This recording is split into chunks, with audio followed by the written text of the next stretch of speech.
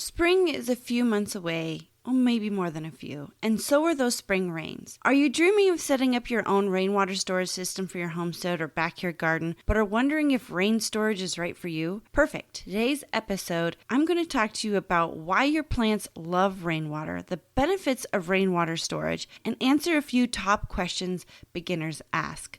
Let's get growing. Hello, and welcome to the Pray Just Plant podcast, the show that talks about growing a garden, a homestead, a healthy family, and most importantly, growing closer to God. I'm your host, Crystal Media, owner of the Red Ridge Farm Homestead, where our mission is to help women of faith find the courage to grow healthy food for their family while building a closer relationship with our Lord and Savior. That's you. Don't let the world hold you back. Pray, just plant. Hello, fellow growers, and welcome to the Pray Just Plant podcast. I'm your host, Crystal Media, and today we're going to talk about rainwater. This was a huge thing that we did here on our homestead, and I'm sure this isn't something that maybe you have been thinking about, but you want to know more. Is rainwater just so that I can add more water storage to my homestead, or is there more to it? And today in this episode, I want to share with you that there's more. We're going to talk about why your plants will benefits for yourself, either from the conservational point of view, or the environmental point of view, or energy, or economic. And I'm going to give you some tips to get started as well. So let's first talk about what is rainwater harvesting. Sometimes we see just where, the gutter off of a home is going into a barrel. Is that rainwater harvesting? Yes, it is. But there's more to it as well. If you get into studying it and looking into it and researching it, you're going to find that there you can build cisterns. This is underground water storage. You can be storing thousands and thousands of gallons of rainwater off of a home, especially during a large rain event. I know here on the property in Wyoming, we only have really heavy rains certain times of the year, so rainwater storage is something that has helped us just push benefits of rainwater throughout our year instead of just heavily in the spring and heavily in the fall. It's amazing how quickly rainwater can be stored and more. But what is it really? So rainwater harvesting is the collection of and storage of rainwater that accumulates on your roof, barn's roof, or even on your property. You could be thinking of rainwater also in ponds and reservoirs. We've thought about that here at the homestead because we do live on a hill. And using that water and storing it in some kind of tank or device that will hold water for later use. Rainwater can easily be used to water your livestock or for yourself, as rainwater is potable, which means that it's safe to drink. And most importantly, your plants and garden are going to be the ones who will benefit the most from rainwater that you store. One big reason that we store rainwater here is just so that I can still give rainwater, because there's so many benefits, which we're going to talk about in a moment, to the plants inside my greenhouse. When you create a greenhouse and you cover the soil, or technically create a shelter where rainwater can't come into your greenhouse, things can change. Rainwater has so much benefits for the soil and your plants, and so that's why we collect rainwater, is so that I can use it throughout the summer to water my greenhouse. So why your plants love rainwater? Let's talk about that first. So if you're thinking about that you're going to just store rainwater for your plants, then here's some benefits that will help your plants. So the first thing for your plants is that rainwater is soft. And what that means is that it's free of minerals and salts. Unlike well water or most tap waters, it's the opposite. It's hard because it comes from underground and has been saturated with minerals from the earth. This can be beneficial, but if there's some minerals in the earth or in your well water that is harmful to your plants or harmful to your soil, rainwater is a great option to go to. Because also, rainwater goes through the purest water filtration system in the world, evaporation. Rainwater is water, really, technically, completely, in its purest form. And your plants loves that rainwater is not already full of minerals that they don't want before it can even sprinkle on the soil, because it can then pick up more minerals from the soil the plants need and want. So what I'm talking about there is plants bring in water multiple ways through their roots and also through their leaves. So if rainwater comes down, they can get that good, fresh, clean water from the rain that lands on the plant. But then as that rainwater goes into the soil, where the soil has the nutrients that they need, it can break down and then the plant can suck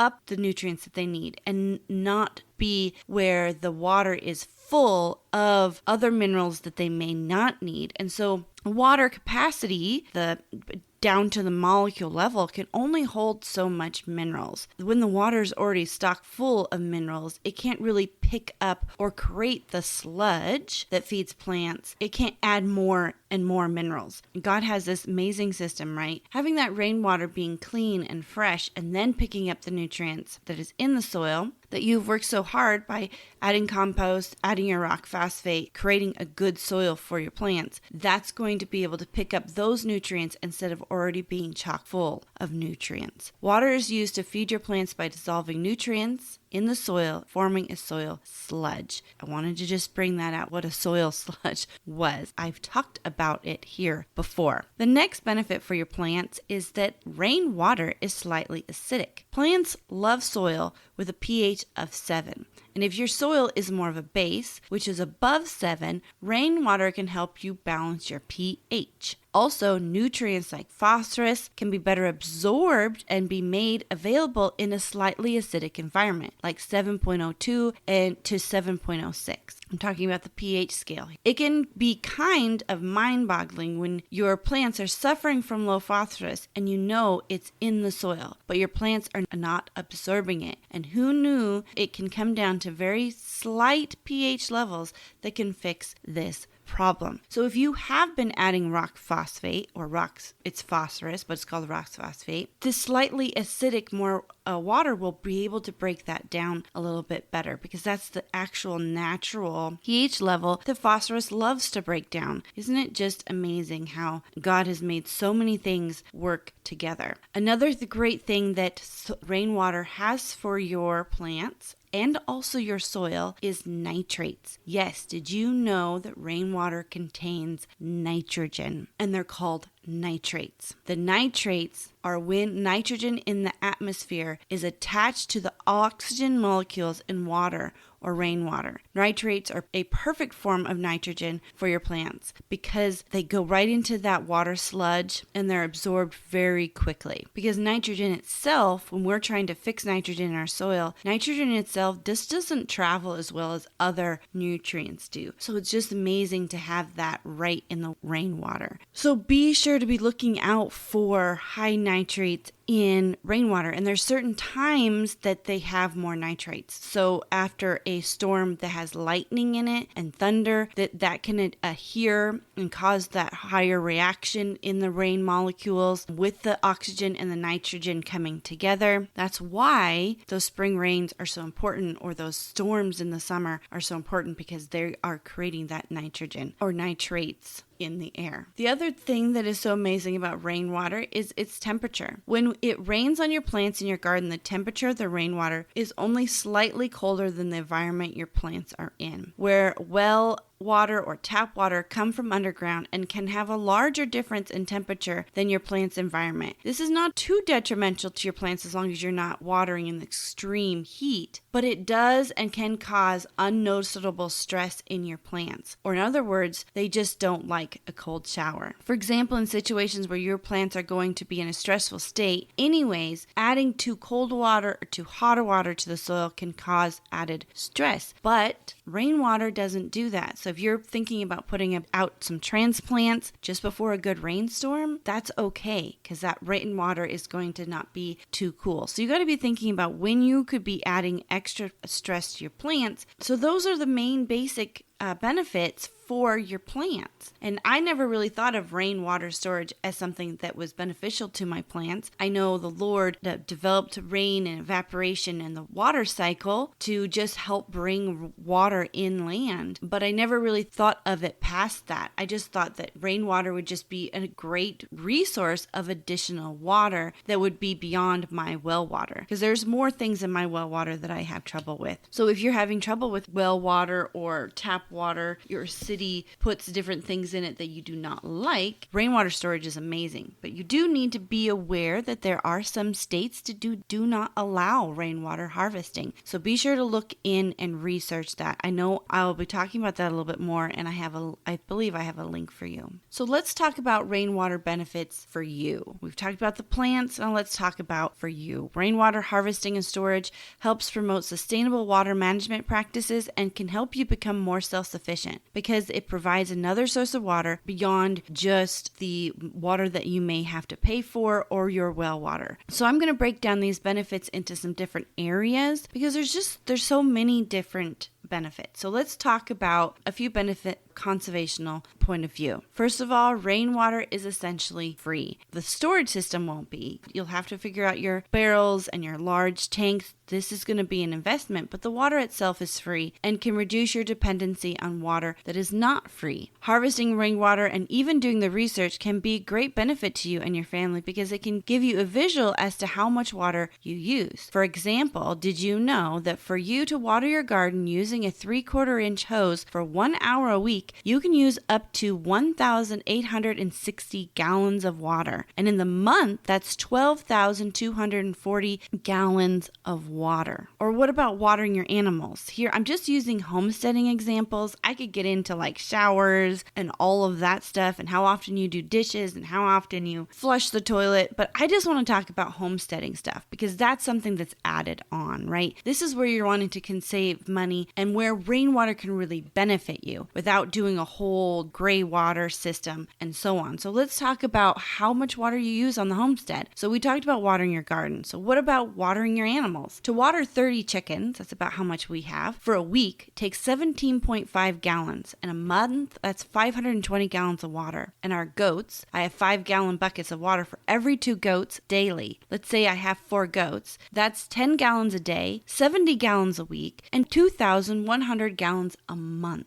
Yeah, I'm thinking about, I haul those buckets of water to my barn through part of the year, like the winter, 5 months of the year. And I'm thinking, wow, that's a lot of water that I haul to my animals. But do you see where rainwater can help you conserve, not only maybe in the checkbook, and we're going to talk about that a little bit more, but when you are getting another source for your animals, it is really helpful to not have to pay for that. If you are doing a system where you are paying for your water, we thankfully have the well, but maybe you don't have as good of well. Maybe you only get so many gallons per day out of your well. Water is such a precious necessity on earth, and there's just so many different restrictions to it. There's abundance and there's restrictions. It's just a big, huge thing to think about. And so when you're thinking about rainwater, you can think that, yeah, it's essentially free. The storage system isn't, but you could be thinking about other ways that you can use it and conserve within other areas where you are needing to conserve water. So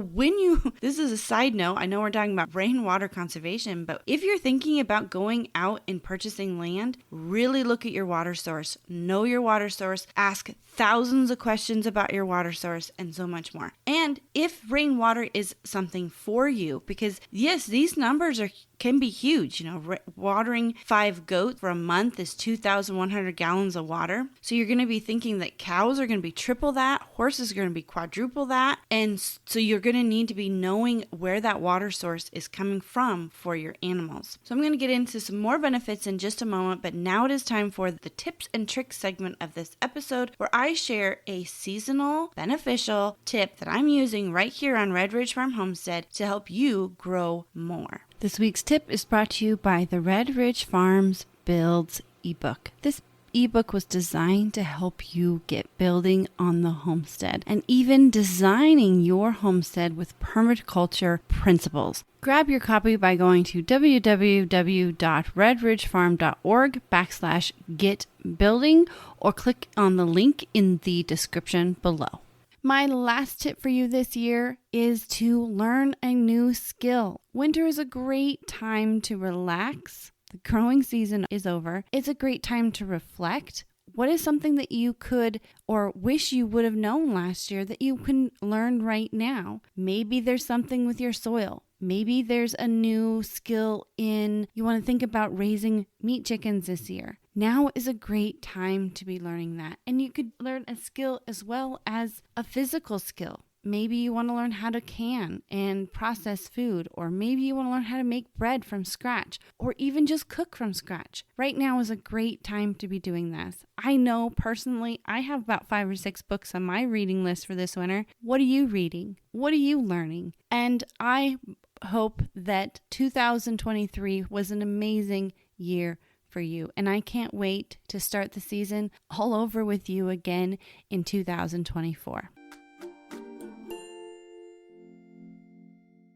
Talking about benefits of rainwater for you and your family and your homestead. So we've talked about benefits for your plants. We've talked about conservational benefits and conserving water. Let's talk about the environmental benefits. Rainwater storage can reduce soil erosion. When you change your landscape to account for the rainwater runoff with reservoirs and ponds or even rain gardens, you're slowing the water's speed and volume and thus slow erosion. Also, when you gather and store most of the rainwater that gathers on your roof during a heavy rainstorm, you can reduce the volumes of water that can hit all at once in your yard or even in the streets, thus reducing your city's need to manage it. This is thinking like if you are living in a city, and that's why I don't understand why some of these states outlaw rainwater, or even cities, you need to be careful, outlaw rainwater. Well, they have uses for rainwater as well. That's some reasons that they're doing it. But if more people stored rainwater, then there wouldn't be as much of the big, huge rush to the drain systems, and then the city wouldn't need as many or as large of drain systems to accompany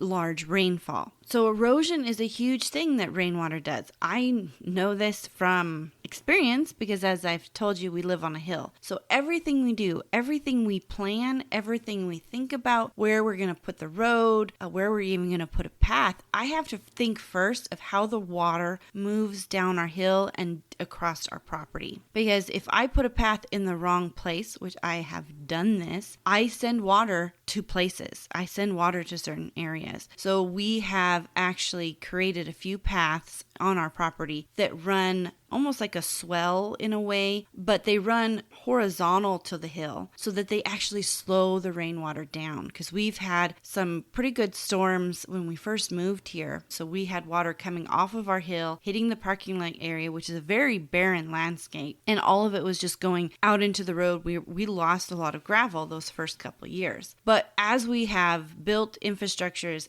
as we have built paths, as we have even fed animals in a certain way, we've created their paths and different fixtures in our homestead that has helped slow that water down. And we've even figured out how to channel it using paths on our property to go to beneficial areas, like to our tree lines and so much more. So when you figure out your rainwater and where it moves across your property, you can take huge advantage of it. Also, we have thought about putting it in a pond, but the only place that we could really visibly do it, we'd have to share with our neighbor, and that neighbor has changed hands a couple times, so we've just never been able to approach them and be like, hey, what do you guys think about this cool idea of putting in a pond? But ponds and reservoirs on your property are a huge asset, especially if you're watering animals, because as I said before, they drink a lot of water. They drink a lot more water than you think they do. So let's talk about energy benefits. Most rainwater systems run off a natural gravity flow system, so it does not need electricity. The water just naturally flows off your roof, through your gutters, and then fills your storage tank or devices. When you go to use the water, the spigot is located at the bottom of the tank, so the weight of the water in the tank will create pressure and move the water from the tank down into your hose and pipe where you wish to water your plants or fill water tanks for animals. So you can create a system that's very automatic. We are doing this here on the homestead using gravity. When we have this big 1,000-gallon tank behind us, it creates a lot of pressure. And that gives us enough pressure to get across a flat area in our yard. And then we have the hose go downhill, which creates gravitational pressure, and it keeps the pressure moving so that we can use a sprinkler and use drip lines. Because did you know that a drip line and a sprinkler need certain amount of pressure of the water coming down or being filtered in through the small hole to work. So using gravity is a huge energy benefit because now you are not using a well. And when you think about it, sometimes we think that electricity just is so automatic, but a well actually uses a pump that pumps the water out of the ground into your home. So every time you turn on the faucet, even though you're not turning on a light, you are still using electricity. So rainwater is a great way that you could be watering your animals, watering your plants, and not have to use electricity. Another thing that we do here on the homestead is we have water tanks situated. These are for them to drink out of tanks, not water storage tanks. They're situated below gutters. And then from that tank, we have a drainage system that goes either into a rain storage system or just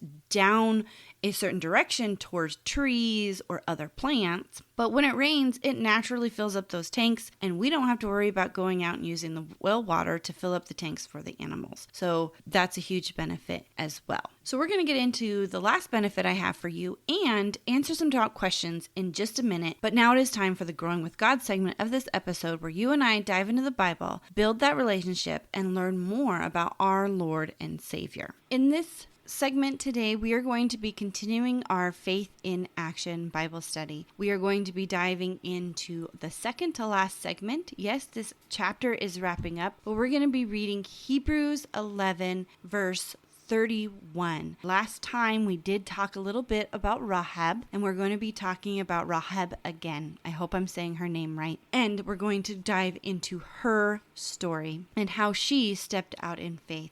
How you can also step out in faith. And we are showing in this series that we have belief, but it is our actions, it is our faith and trust in the truth that moves us forward every single day. And it was by faith that these people of the Old Testament did the things that they did. They didn't do them alone. Moses didn't part the Red Sea, God did. Abraham didn't leave all his family and go out to the promised land alone. He went with God because it was asked of him by God. Noah didn't condemn the world by himself. He did it for God and with God. God has a plan for each and every one of us. And it's that plan, that faith in action, that is our journey. So let's get into Hebrews 11:31. By faith, the prostitute Rahab, because she welcomed the spies, was not killed with those who were disobedient. So we read last week in Joshua 6, towards the end of 6, about Rahab and how Joshua, after he conquered Jericho, held up his promise to her for what she did. But it was by her faith that she did do what she did. Let's go and read about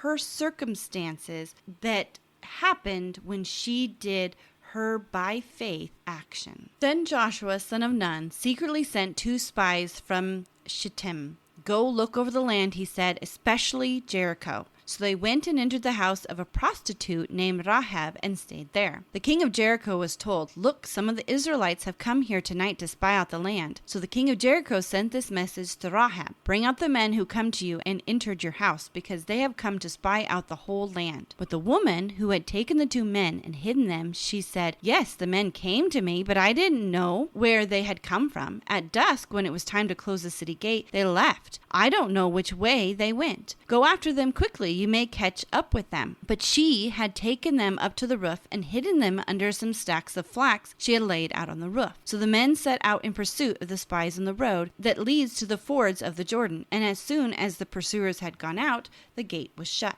Before the spies lay down for the night, she went up on the roof and said to them, I know that the Lord has given you this land, and that great fear of you has fallen on us.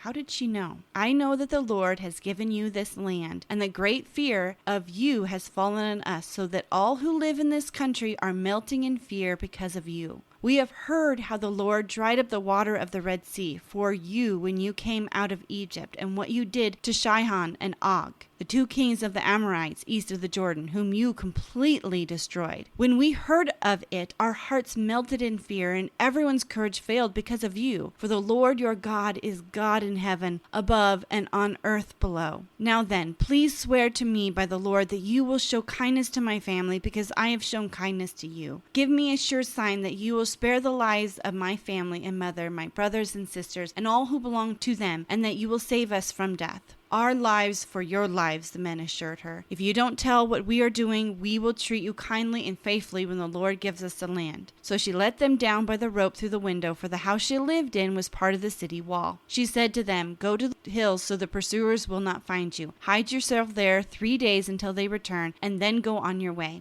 Now the men had said to her, "This oath you made us swear will not be binding on us unless, when we enter the land, you have tied this scarlet cord in the window through which you let us down, and unless you have brought your father and mother, your brothers, and all your family into your house. If any of them go outside of your house into the street, their blood will be on their own hands. We will not be responsible. And as for those who are in the house with you, their blood will be on our heads if a hand is laid on them. But if you tell what we are doing, we will be released from this oath you made us swear." "Agreed," she replied. "Let it be as you say." So she sent them away, and they departed. And she tied the scarlet cord in the window. When they left, they went into the hills and stayed there 3 days, until the pursuers had searched all along the road and returned without finding them. Then the 2 men started back. They went down out of the hills, forded the river, and came to Joshua son of Nun, and told him everything that had happened to them. They said to Joshua, "The Lord has surely given the whole land into our hands. All the people are melting in fear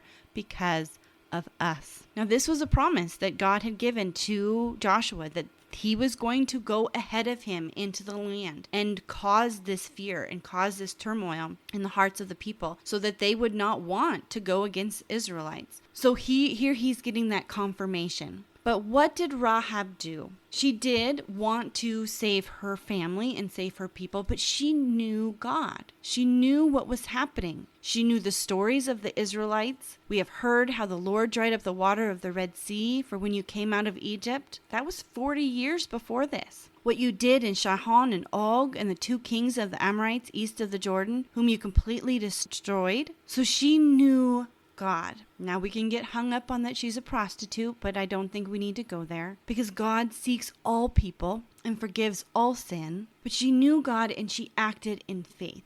She not only alone trusted God, but she trusted these people that God sent as well, that they would hold up their side. Now, she couldn't completely trust her family, even though what she was doing was for her family, because as they say, if they come out of the house, if they choose to come out of the house, then that's on their own hands. And she said, "I agree. There's nothing I can do to force my family to stay here in my house." But her family stayed. We do read in 25, Joshua 6:25 that we read last time.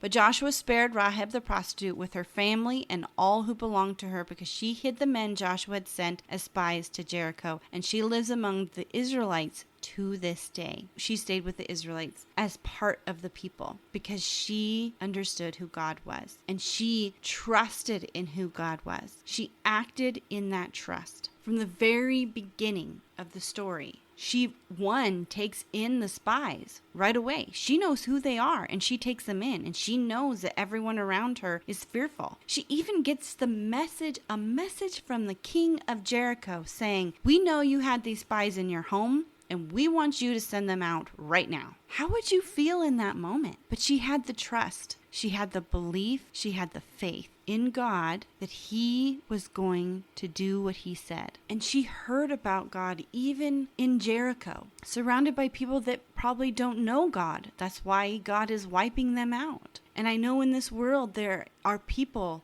that are completely surrounded. Maybe you're one of them as you're listening, that are completely surrounded by people that don't understand God. And you still see his truth, and you have to hide what you see. I thank the Lord every day that I get to show my truth. I get to show God's truth every day to my kids, to my family. I don't have to hide it. I can show it. It's getting a little bit harder here in America. You know what I'm talking about. It's getting harder to be a Christian and to speak out and to be surrounded by people that have their own truth. it's harder to speak out God's truth. I know personally, I feel when I'm out of my home and not among my church fellowship friends, that it's hard to talk to other people about my faith, and it's hard to even have conversations with people because I feel like I'm going to offend them in some way. But I know God has also been weighing on my heart that he wants me to speak to those people and not to worry about that offense, and that if they do get offended, then it wasn't the right time, and that God will work on those things with that person. Because I believe our faith in action journey is an individual journey. And that's why the writer of Hebrews wanted to help guide you down that journey, because sometimes we just don't know what to do. We don't know what our next steps are. I believe in Jesus. I know who he is. I know who he is in my heart. But I want to know more. I want to read the Bible, but then the world gets in the way. And I don't have time for this. And I don't have time for this. But I want to. And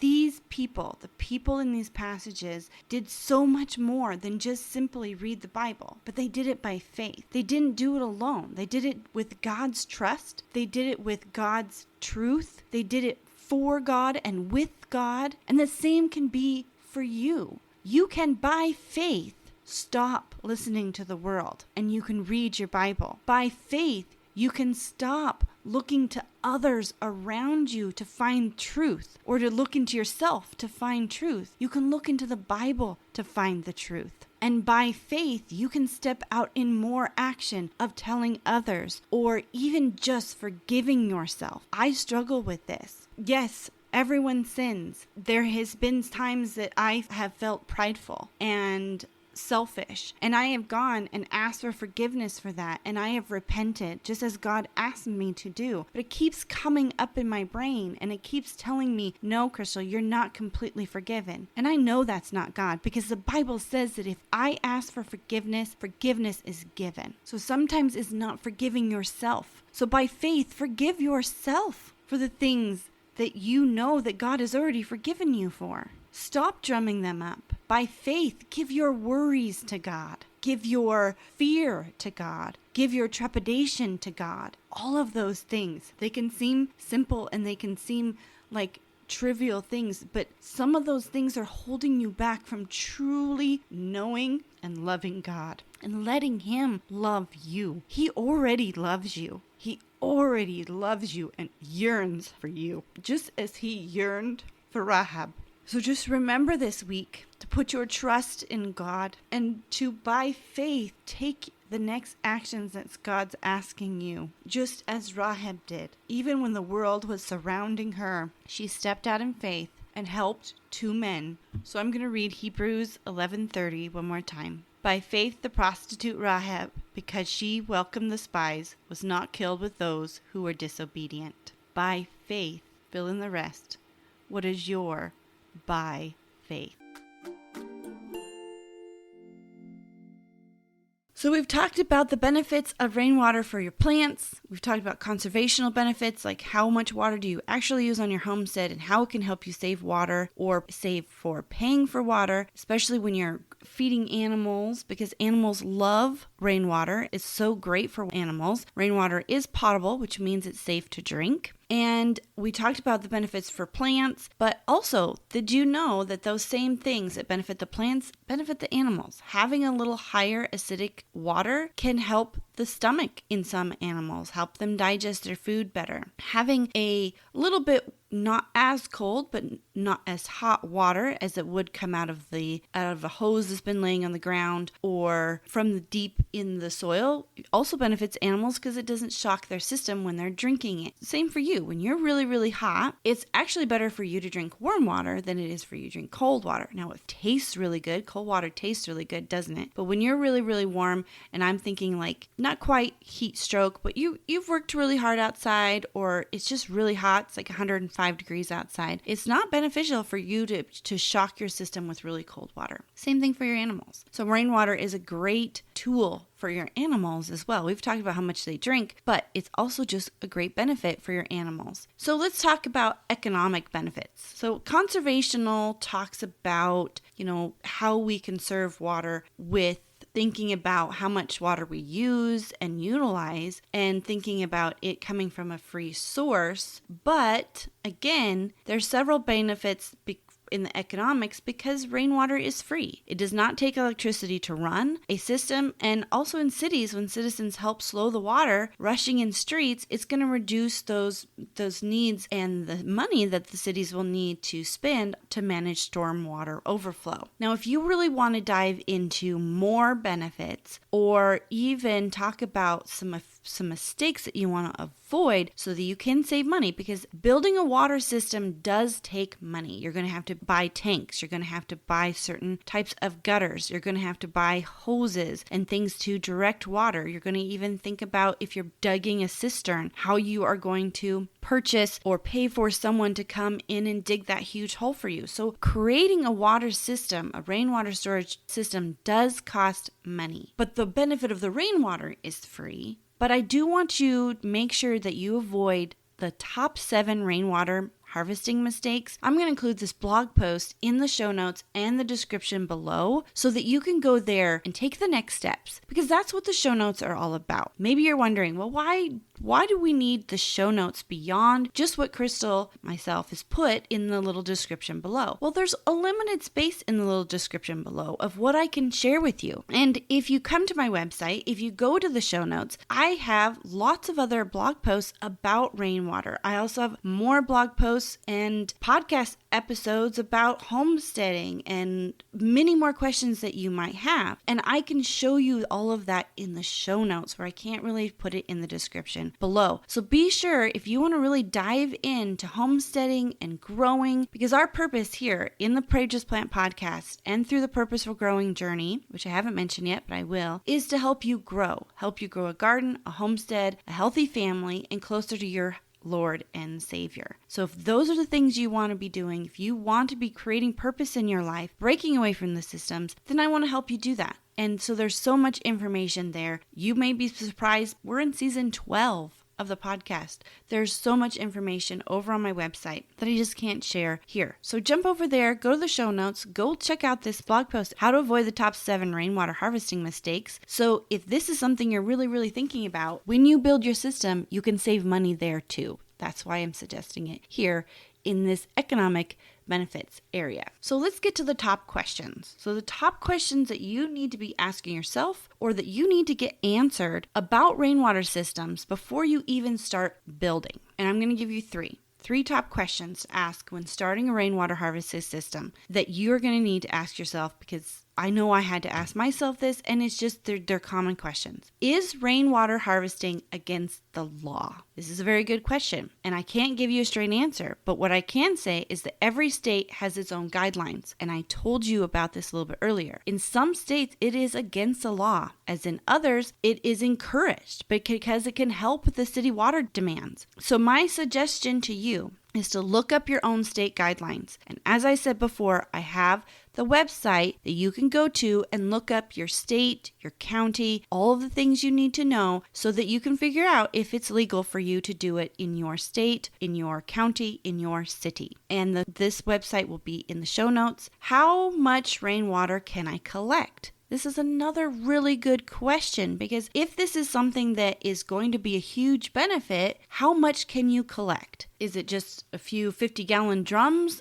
What is it? And I think really the answer here comes from is that you are only restricted depending on your amount of annual rainfall that you get and the amount you want to invest in a storage system. That's what I have found, but you can dive deeper than that. So what I'm meaning by that, before we dive deeper, is that the tanks and the system does cost money. You also need space. If you're going to be buying these large tanks, we have a 1,500-gallon tank, and it's huge. It's huge. And it couldn't be an eyesore if the way your property is situated, that it's sitting there right in your front yard. So maybe you are restricted into what products you can use. Maybe you only want to do a couple 50-gallon tanks. Well, that's going to be a restriction for you. But if you want to actually calculate how much water you can get in an average rainfall, or you can get on your property to think about how big a system you need to get, then you need to use this formula. And I have this formula in the show notes. I'm going to give it to you. But if you really want to dive into it and really calculate it and figure it out, I have it in the show notes and I kind of walk you through how to calculate this for yourself. Also in the show notes, I know I explained a little bit before, is a blog post usually attached to this episode. So the first thing you want to do is you want to take your surface area of your roof. So what does that mean? That means you need to take area of your roof. This is like, you could probably even talk to a local contractor or use a contracting calculator to calculate how much area is on your roof. This would be the same thing as like if you were buying shingles. This is the area that those shingles would need to cover. So that's the surface area of your roof. And then you're going to multiply that times the average annual rainfall. So you need to be looking up, and I have a website for you to go do this in the show notes, the NOAA, or National Oceanic Atmospheric Association, will give you an average annual rainfall for your area. And you can find it for your state, your county, and then find the average for the year. And that's the one you want to use for the year. Because you want to think about how much rainwater, if you were not to use any of it, how much rainwater you can actually get. And that's what this is going to give you, is an average. And then you're going to multiply that number. So you've taken your surface area of your roof times the average annual rainfall times 70% to account for evaporation. Just because that's how much rainfall is coming down, that doesn't mean that you will be able to collect all of it. So you want to times that by 70%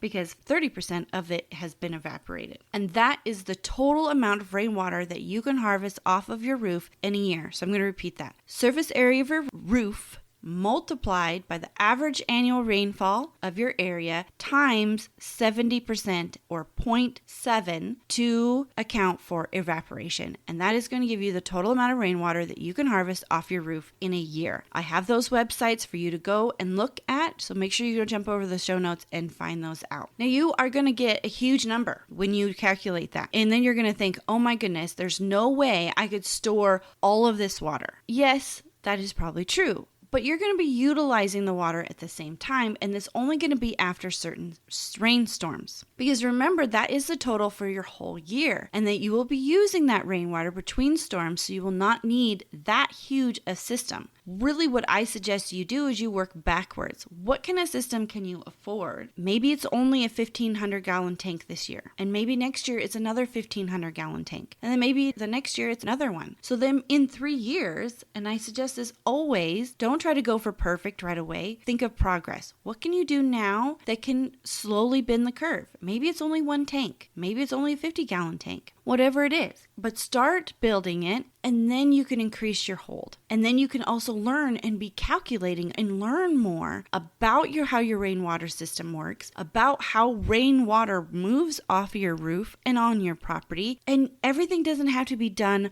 right away. So you need to be thinking about what you can do, like in how many tanks you can buy, or even just the area that you have, and then go from there. Because that number can seem overwhelming, but also that number can seem amazing because that much water can be utilized separate from your well water or your tap water. And that's an amazing asset. But I really encourage you to start small and then grow from there, because everything with animals, with growing, with homesteading, all of it. Start small and move forward and put progress over perfection. The next thing is rainwater safe for my animals to drink. Kinda have talked about this, but the answer is yes. And just like plants, your animals will benefit from it because it will not be weighed down with all those minerals and salts. The same benefits that give to your plants will also be given to your animals. And there's very minimal steps that you need to do if you're going out into a new property that doesn't have a good system. There's not many more steps that you need to do to make rainwater even more potable for yourself. There's so many ways that you can use rainwater. So to wrap things up, storing rainwater will not only be benefit for your plants, your animals, and your landscape and the environment, but it can also benefit you in so many different ways. I want to thank you for joining me here at the Pray Just Plant podcast. If you're new here, I welcome you to the Red Roach Farm Fellowship of Fellow Growers, and I said I would mention the Purposeful Growing Journey. So this episode is for those of you in the Purposeful Growing Journey in the Homestead stage. We're talking about animals and plants, and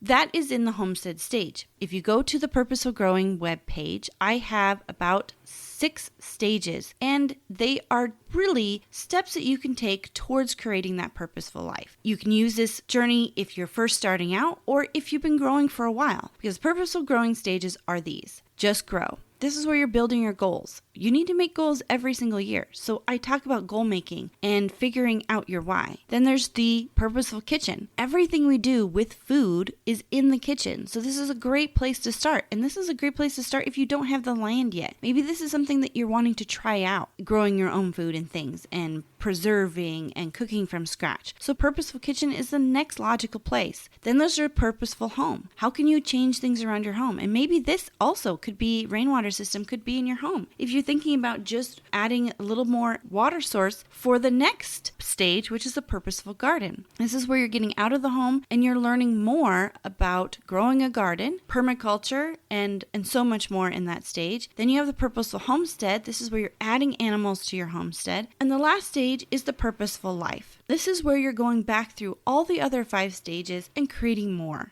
You're diving deeper into different preserving ideas. You're diving deeper into permaculture. You're diving deeper into the garden area and growing more and really fulfilling the whole purposeful life. So if you want to learn more about that purposeful growing journey, be sure to jump over to the Purposeful Growing webpage, which I will also include in the description below. Because our mission here, as I said before, is to help you grow. And this purposeful growing journey is to help walk you through the steps and action steps and what you need to do in each area so that you can continue to move towards your goal of creating a purposeful life for you and your family. Again, I want to thank you for joining me here at the Pray Just Plant podcast. And as always, don't let the world hold you back. Pray, just plant.